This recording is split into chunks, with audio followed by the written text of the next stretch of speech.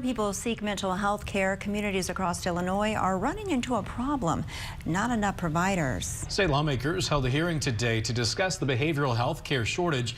Illinois Capitol Bureau Chief Max Cotton has more. There's a big willingness across Illinois for people to actually reach out for that support.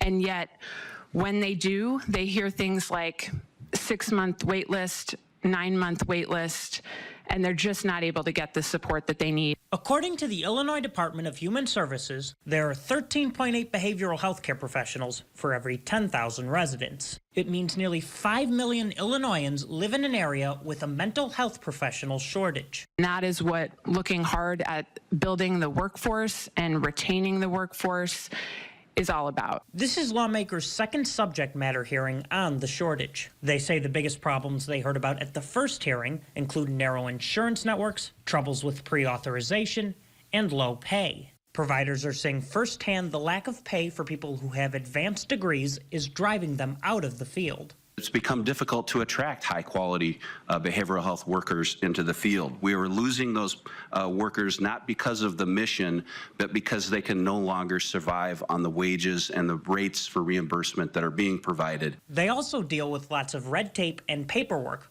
which burns them out. Behavioral health professionals are facing critical levels of burnout, and many are unable to keep up with basic life expenses despite having full-time careers. Advocates say lawmakers should pass legislation to create a working group to review policies and regulations. They say the state needs to streamline licensing, and they want lawmakers to pass legislation announced by Governor Pritzker to eliminate prior authorization from insurance companies before someone can get mental health care. In Springfield, Max Cotton, WGEM News.